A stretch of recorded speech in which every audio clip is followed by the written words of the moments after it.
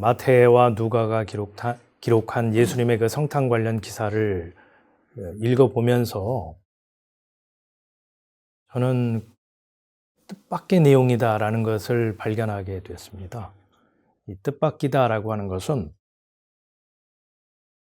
그동안에 제가 교회에서 많이 들어왔던 그런 성탄 메시지의 그 방향과는 다른 관점에서 마태와 누가가 예수의 출생 소식을 전하고 있다는 거죠.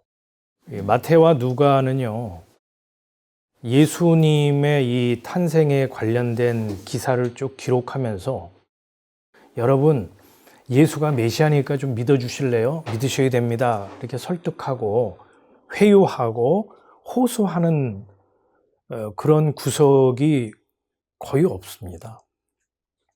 오히려 우리에게 어떤 암묵적인 질문을 던지고 있다는 생각을 저는 갖게 됐습니다. 그 질문이 뭐냐면, 과연 사람이 예수를 메시아, 그리스도로 영접하고 믿을 수 있는가? 라는 그 질문을 하고 있다는 겁니다. 이러한 질문은 예수를 믿고 신앙생활을 해오는 사람들에게는 좀 불편한 질문이죠. 우리의 그 신앙생활, 내가 예수를 믿고 따라온 나의 이런 신앙 이력을 부정하는 듯한 질문으로 다가오기 때문에 기분 좋은 그 질문으로는 다가오지 않을 겁니다.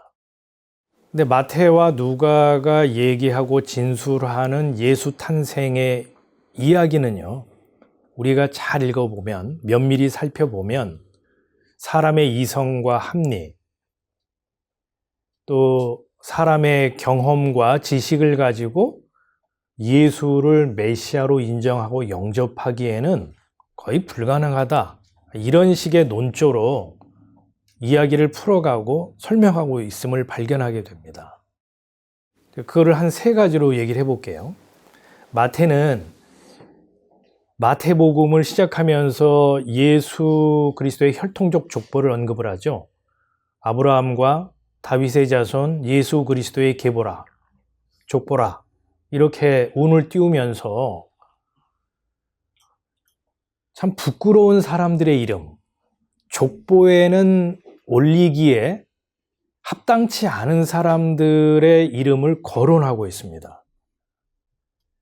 창녀로 변장을 해가지고 시아버지와 관계를 가진 유다의 며느리 다말이 예수님의 족보에 올라가 있어요. 또 여리고성의 창녀 라합의 이름도요, 예수님의 족보에 등재되어 있죠. 또 이방 여인, 모압 여인인 룻도 예수님의 족보에 마태는 뺐으면 좋겠는데 가감없이 삭제하지 않고 그 이름을 올려놓았습니다. 그리고 왕이라는 그 권력을 가지고 자신의 오른팔과 같았던 우리야 장군의 아내 밧세바를 취한 다윗의 이름도 예수님의 족보에 올라가 있죠. 그러니까 예수님의 족보를 우리 인간적인 기준과 관점에서 보면요, 자랑할 만한 족보도 아니고 명예로운 족보라고 하기에도 그 면면을 살펴보면 좀 숨기고 싶고 감추고 싶고, 그리고 또 그 족보에서 좀 이름을 지워버리고 싶은 사람들의 명단이 올라가 있는 그런 족보이죠. 그러니까 족보만 보더라도 예수를 메시아, 그리스도로 우리가 인정하고 또 영접하기에는 뭔가 마음이 편치 않는 구석이 있죠. 보통은 우리가 그 가문을 볼 때 흠이 없고 번듯하고 누구로부터 손가락질 받을 만하지 않고 그런 그 조상들의 내력이 쫙 기록되어 있는 족보, 가문의 영광이 될 만한 사람들, 그러한 사회적인 지위와 경제적인 수준과 또 학문적인 그런 그 배경을 갖고 있는 그런 가문의 족보, 그런 족보의 그 혈통을 이어받은 사람에 대해서 우리는 마음이 끌리고 또 점수를 주고 한 표를 찍잖아요.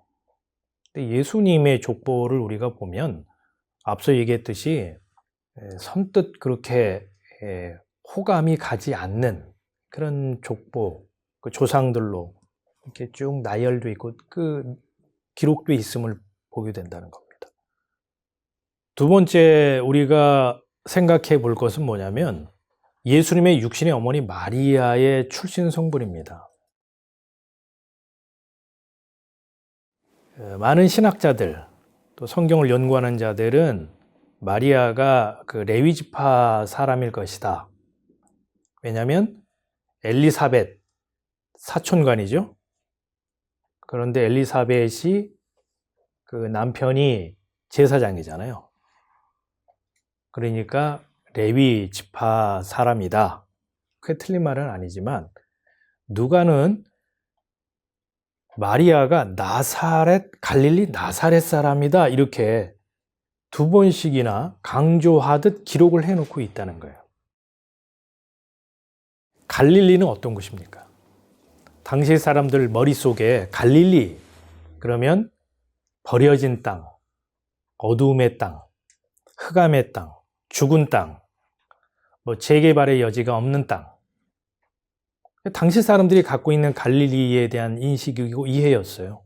그럼 나사렛은 뭡니까? 갈릴리 나사렛. 나사렛은 변방, 촌동네, 소위 말해서 개천, 다 꺼려하는 곳이. 그러니까 나다나엘이 야, 나사렛에서 무슨 선한 것이 날 수 있겠어? 라는 말을 현대 버전으로 바꾸면 뭐가 될까요? 개천에서 용나겠어? 이런 말이 되겠죠. 나사렛이 당시에 그런 지역이었단 말이에요. 근데 예수님의 어머니가 갈릴리 나사렛 사람이에요. 그 동네에 살았다고요. 그러니까 경제적으로도 아주 열악한 동네고 사회적으로도 사람들로부터 기피 대상 지역이고 이처럼 갈릴리 나사렛 출신이라고 하면 사람들은 거들떠보지도 않는 곳이고 옆으로 제껴놓는 그런 그 지역인데 그 어머니로부터 난 예수가 메시아다. 그 말에 대해서 사람들이 과연 수긍하고 영접하고 메시아로 받아들이겠느냐 하는 거죠.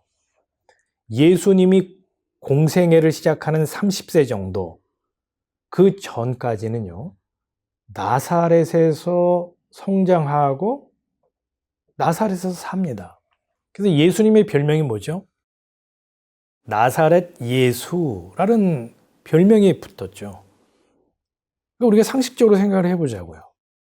그 나사렛 출신, 나사렛 예수가 메시아야 라는 말에 대해서 사람들이 그걸 이해하고 받아들이겠느냐는 거예요. 세 번째, 강보에 쌓여 구유에 누인 예수. 그 모습이 그리스도 구세주의 표적이라는 거예요. 누가가 그걸 기록하고 있죠? 어떻게 기록하고 있냐면 천사가 목자들에게 나타나서 하는 말이 다윗의 동네에 너희를 위한 구세주가 날 텐데 그 구세주가 그리스도 주시야. 가서 봐. 너희들이 확인해 봐. 포대기에 쌓여가지고 여물통에 누워있는 아기. 그게 표적이야. 무슨 표적? 그리스도 메시아의 표적이라는 거예요. 사인이라는 거예요. 한없이 나약하고 힘없는 누구로부터 보호와 책임 하에 있어야 하는 그 어린아이, 핏덩어리. 그 포대기에 쌓여 있는 아이. 그리고 어디에 누인 아기라고요? 왕궁이 아니고 5성급 호텔이 아니고 쾌적하고 안락한 집이 아니고 말이나 소의 밥통, 그 밥그릇에 누워있는 그 아기가 메시아 그리스도의 표적이라는 거예요. 그런 모습의 아기가 구세주다. 메시아다.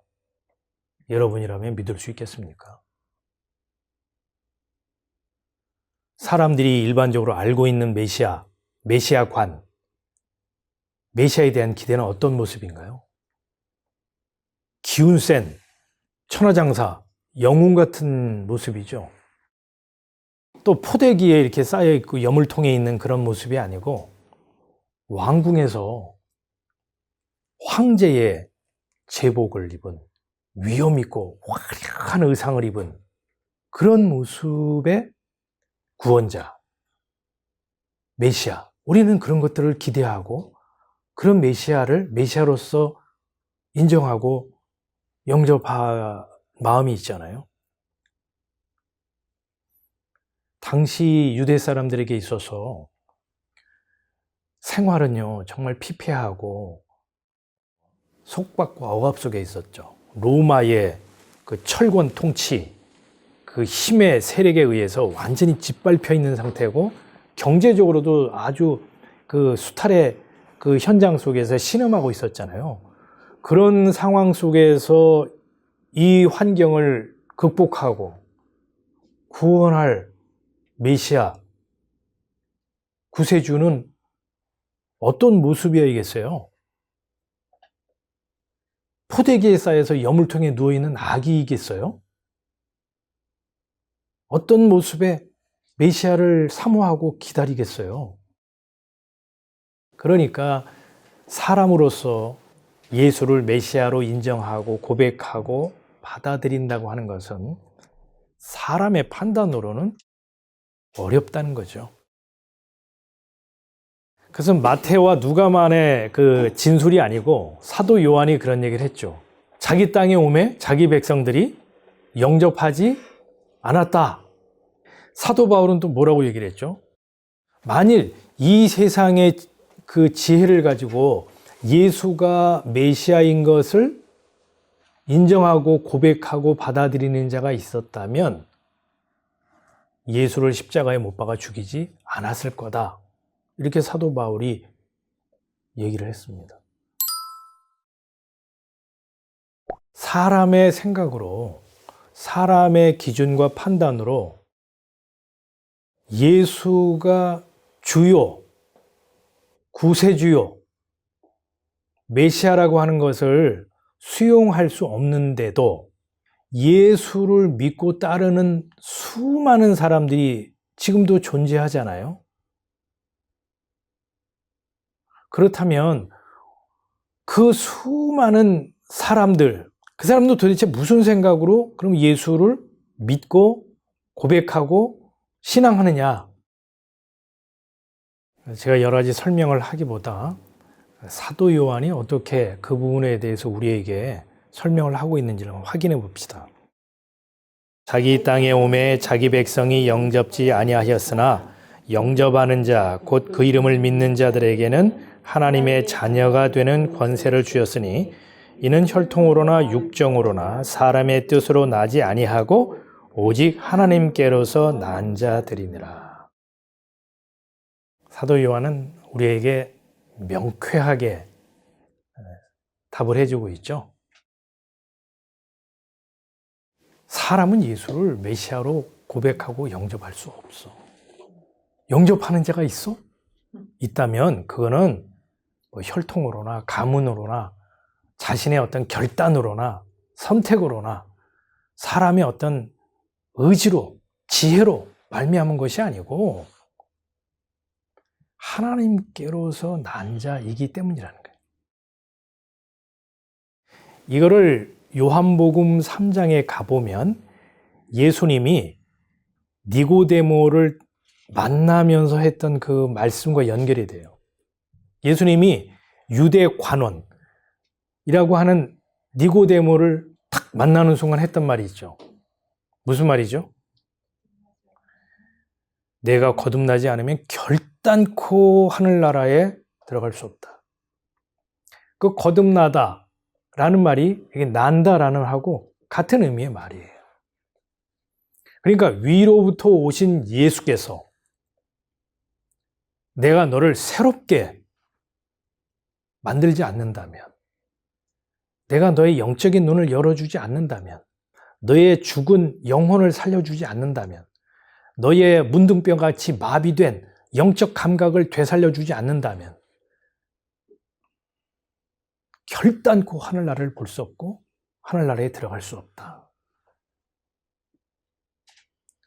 그러니까 예수를 주와 그리스도로 고백하는 자가 있다면 그건 자신의 결단도 아니요, 선택도 아니요, 의지의 문제도 아니요, 지혜의 문제도 아니고 그를 그렇게 만드신 분의 작품이다라는 거예요. 사도 바울은 이거를 또 이렇게 표현을 했어요. 그러므로 내가 너희에게 알게 하노니 하나님의 영으로 말하는 자는 누구든지 예수를 저주할 자라 하지 않고 또 성령으로 아니하고는 누구든지 예수를 주시라 할 수 없느니라. 교회에 다니고 예수를 믿는다고 하고 예수를 주와 그리스도라고 고백하는 많은 무리들, 많은 사람들이 있지만 진짜 예수를 메시아로 영접하는 자가 있다면 그건 자기로부터 비롯된 게 아니라는 거예요. 성령으로 말미암지 않고는 그 누구도 예수를 주라 고백할 수 없다는 거예요. 예수를 진짜 영접한 자, 메시아로 받아들인 자가 있다면 혈통으로나 육정으로나 사람의 뜻으로 난 게 아니라는 거예요. 하나님으로부터 난 자라는 거예요. 우린 교회 다닐 수 있고요. 교회에서 직분자로 활동하고 봉사할 수도 있습니다. 신학교에 들어가서 신학 공부하고 목회를 할 수도 있어요. 평생을 성경을 연구하는 신학자로 살 수도 있습니다. 근데 그 사람이 예수를 메시아로 고백하고 인정하고 신앙하는 자냐라고 하는 것은 다른 문제예요. 저는 이거를 이제 이렇게 표현하고 싶어요. 예수 탄생을 기뻐하는 자와 예수 탄생으로 말미암아 기뻐하심을 입은 자로 저는 이제 구분을 하고 싶은 거죠. 기뻐하는 자는 뭔가 노림수가 있는 자예요. 내가 예수를 믿음으로, 내가 예수를 믿어줌으로, 내가 예수를 신앙함으로 뭔가 반대급부를 기대하거나 어떤 보상 심리를 바라는 예수의 나심을 기뻐하는 자죠. 예수의 나심에 대해서 기뻐하심을 입은 자들이 있어요. 이게 수동이죠. 피동이에요. 내가 기뻐하는 게 아니라고요. 나는 기뻐하심을 입은 대상이에요.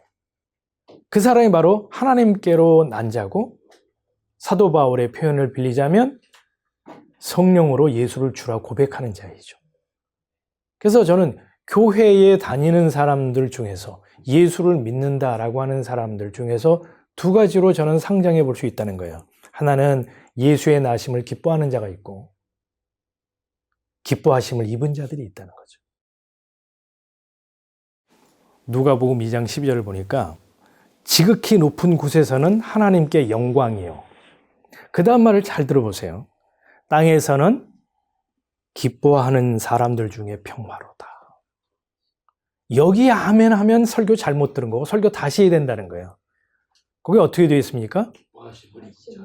기뻐하심을 입은 사람들 중에 화평이로다, 화목이로다, 안식이로다. 이렇게 노래했다는 거예요, 천사들이.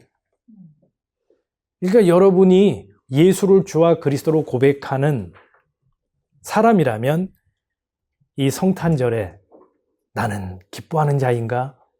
기뻐하심을 입은 자인가? 점검하고 말씀에서 살펴보자 라는 것을 저는 오늘 성탄절을 맞아 성탄의 메시지로 함께 나누었던 것입니다.